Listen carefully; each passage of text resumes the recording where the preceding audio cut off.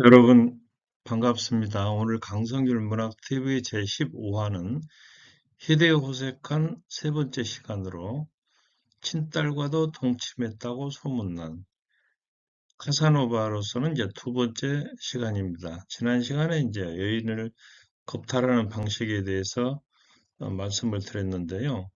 자, 여기는 카사노바는 아니고 40대 나이에 친딸과 결혼해서 또 아이를 낳았다고 하는 미국의 그 남자입니다. 여기는 카사노바의 최후, 카사노바의 이제 입상이죠. 오늘 이렇게 이야기 순서를 말씀드리자면, 카사노바가 이제 베네치아 감옥, 피오미 감옥이라고 하는 이곳을 탈출한 사건으로 유명한데요.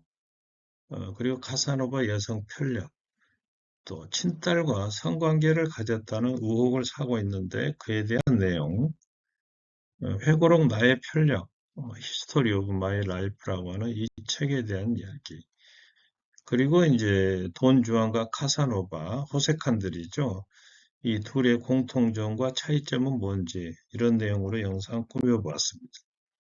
베네치아 감옥 탈출 사건은요. 자, 베네치아는 베니스죠. 물의 도시로 유명한 이탈리아 동북부에 이 감옥, 이 피오미 감옥에서 탈출한 사람이 바로 이 카사노바다 그런 얘기인데요.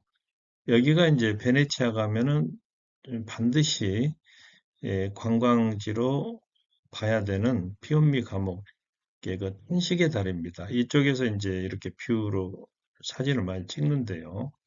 여기에서 이렇게 감옥으로 건너가다가 베네치아의 아름다운 모습을 보고 탄식을 한다고 하는 죄수가 그 달입니다.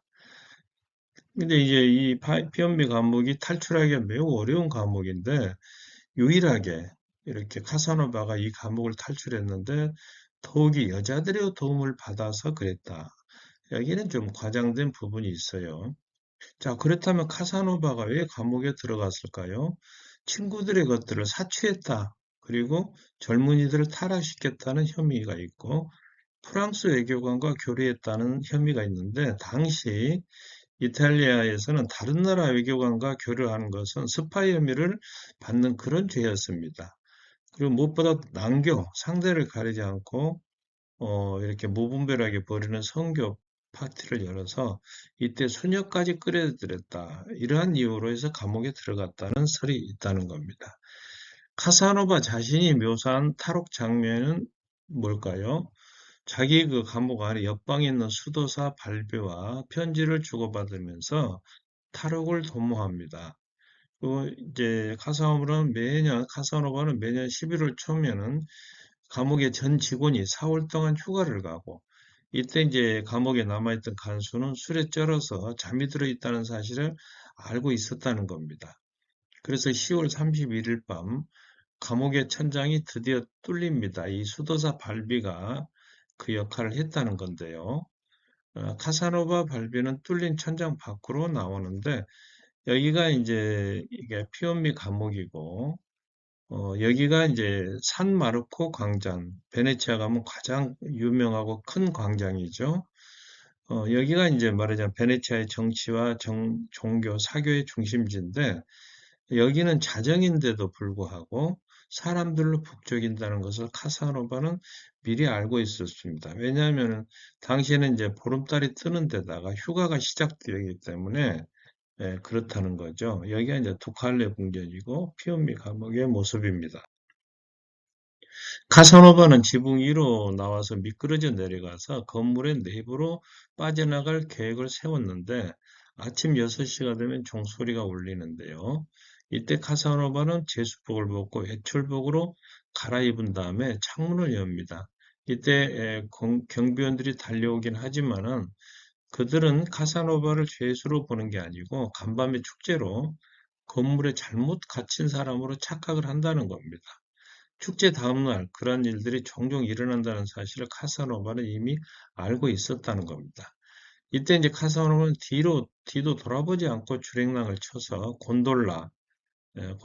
좁고 평평한 이 베네치아의 유명한 명물 곤돌라를 타고 유유히 베네치아를 빠져나간다. 좀 과장된 이야기가 있습니다. 여성 편력입니다. 프랑스 파리에 도착한 카사노바는 루이 15세에게 복권을 도입을 제안하고 자기가 스스로 복권 사업소 5곳을 운영하면서 많은 돈을 법니다.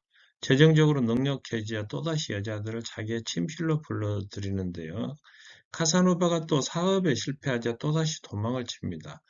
러시아에 머물 때도 여성들을 유혹하다가 러시아 남자들이 이제 공격해오자 폴란드를 거쳐서 스페인까지 또 도망갑니다.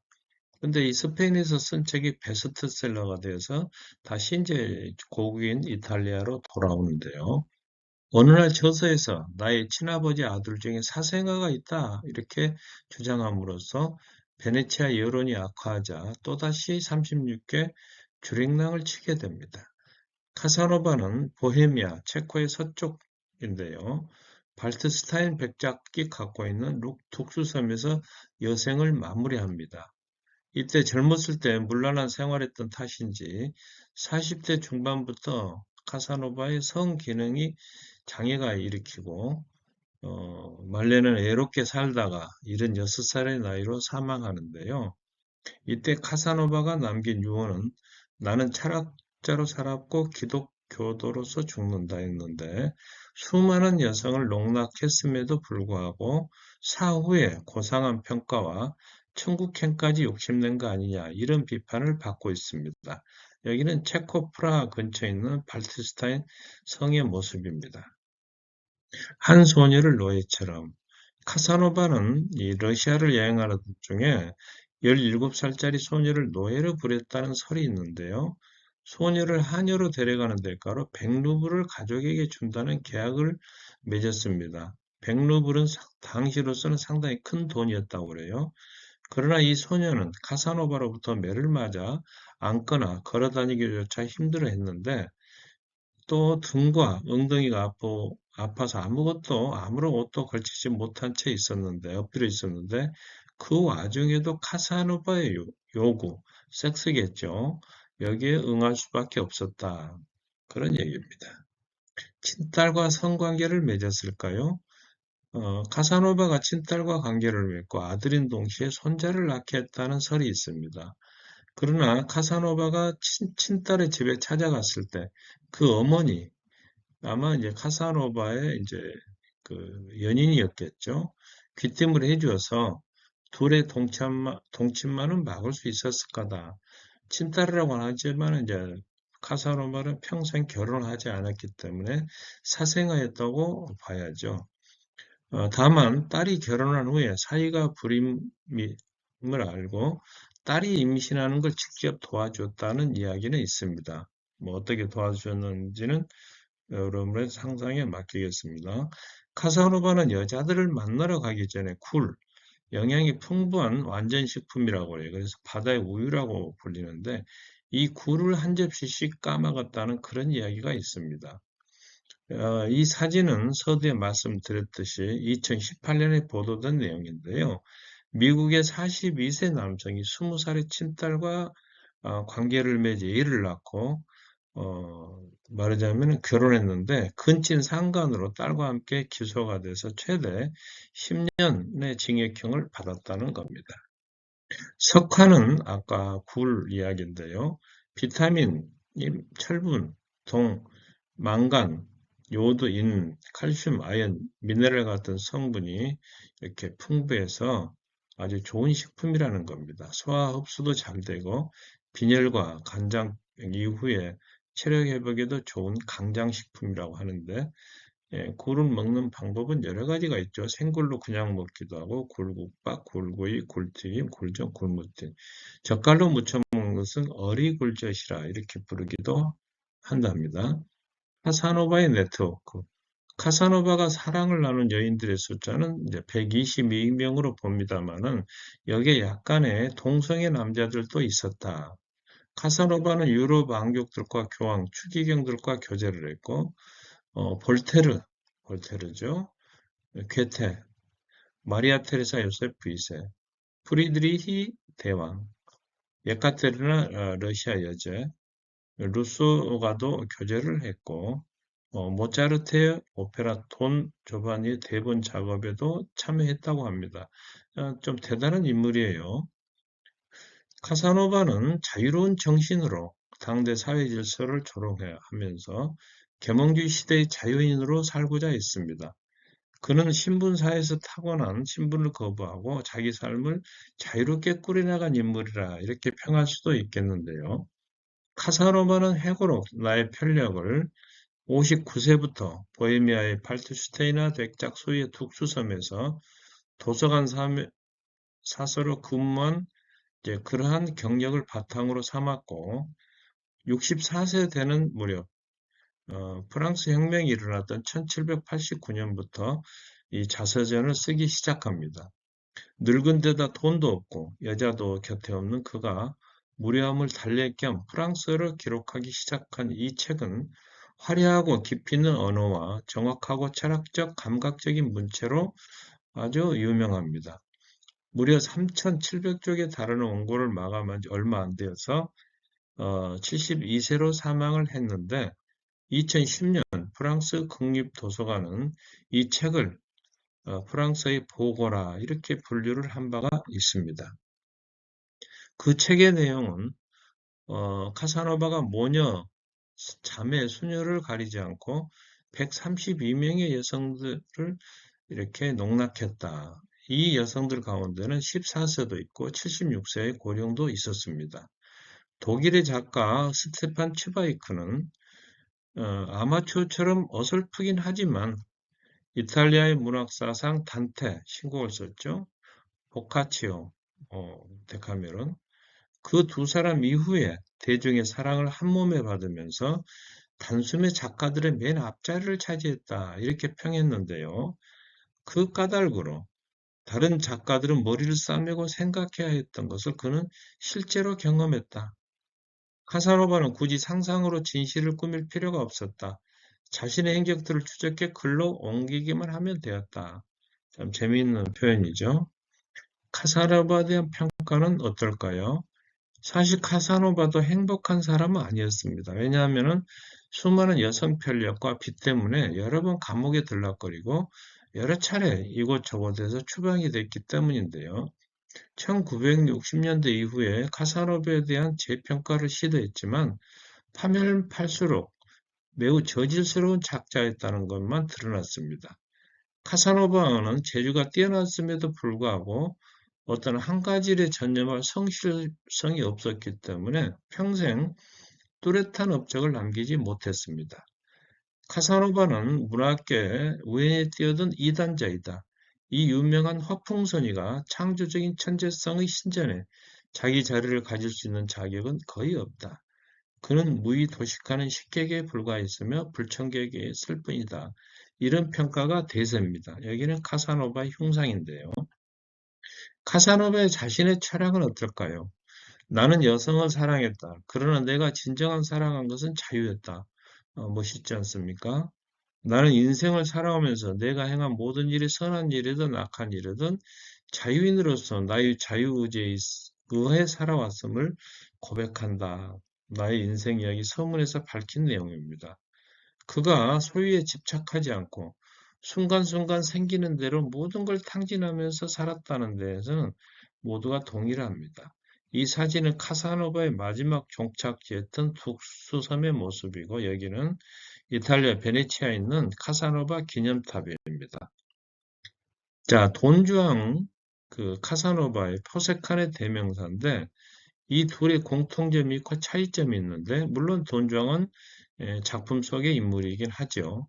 자, 첫째로 공통점은 여성을 유혹하는 유혹자의 뛰어난 자질을 지니고 있었다. 또 한 여성에게 정착하지 못한 채 끝없는 방랑의 길을 떠난 점에 공통점이 있다. 삶의 에너지와 감각적 쾌락을 추구하기 위해 다수의 여성을 무차별적으로 공략했는데 여기에는 유부녀, 곧 결혼할 신부, 연인이 있는 여성, 상대를 가리지 않았다. 이 두 사람은 권력과 부, 수려한 외모, 뛰어난 언변과 박학다식, 성적인 매력까지 갖추었으며 당대 사회 규율과 법칙에 저항하는 반항아이자 자유주의자의 풍모를 보이고 있다. 또 수많은 여성을 유혹하고 스캔들을 일으켰다는 이유로 사회 처벌을 받았는데 돈 주왕은 지옥행의 천벌을 받았고 카사노바는 베네치아 의회로부터 추방령을 받았고 가장 튼튼하기로 소문난 피오미 감옥에도 갇힌 적이 있습니다. 또 두 사람은 유혹과 남성적 매력, 반항아이자 자유주의자의 모습을 보이고 있는데 차이점도 있습니다. 문학적 허구 인물인 돈 주앙이 여성을 불명예스럽게 만들고 절망에 빠뜨렸다면 카사노바는 여성을 누구보다도 섬세하게 이해하고 영적인 것을 선사했다. 물론 이런 평도 사람에 따라 다르긴 하겠습니다만은 오늘 이야기를 정리해 드리도록 하겠습니다. 카사노바와 관련해서 베네치아 감옥을 탈출했다는 이 이야기가 유명하지만 여기에는 좀 과장된 부분이 있다. 카사노바는 프랑스의 루이 15세에게 가서 복권 도입을 제안했고 그가 복권 사업으로 돈을 벌자 다시 여성 편력을 시작했다. 러시아에 가서도 여자들을 유혹하다가 쫓겨나서 폴란드, 스페인을 돌다가 다시 조국인 이탈리아에 돌아와서 툭수섬에서 여생을 마무리했는데요. 카사노바는 돈으로 산 러시아 소녀를 노예처럼 부렸다는 이야기가 있고 친딸과 성관계를 맺었다는 설이 있긴 하나 그러나 여기도 과장된 부분이 있다. 사랑을 나눈 여의들의 숫자는 122명, 통설이 그렇습니다. 본인은 132명이라고 주장합니다만은 그리고 여기에는 동성애 남자들도 포함되어 있다. 그가 쓴 자서전에는 모녀, 자매, 수녀를 포함한 여성들에 대한 내용이 들어있고 카사노바는 여성 편력과 빚 때문에 여러 번 감옥에도 가고 추방도 당합니다. 돈 주안과 카사노바의 공통점과 차이점에 대해서도 말씀을 드렸고요. 오늘 영상은 저의 졸작인 복숭아꽃 성은 공정한가와 송영 작가가 쓴 옴무파탈, 돈주왕과 카사노바 이 두 책에서 많이 인용을 했습니다. 영상이 좋으셨다면 구독과 좋아요 부탁드리며 강성열 철학TV도 많이 시청해 주시기 바랍니다. 여러분 고맙습니다.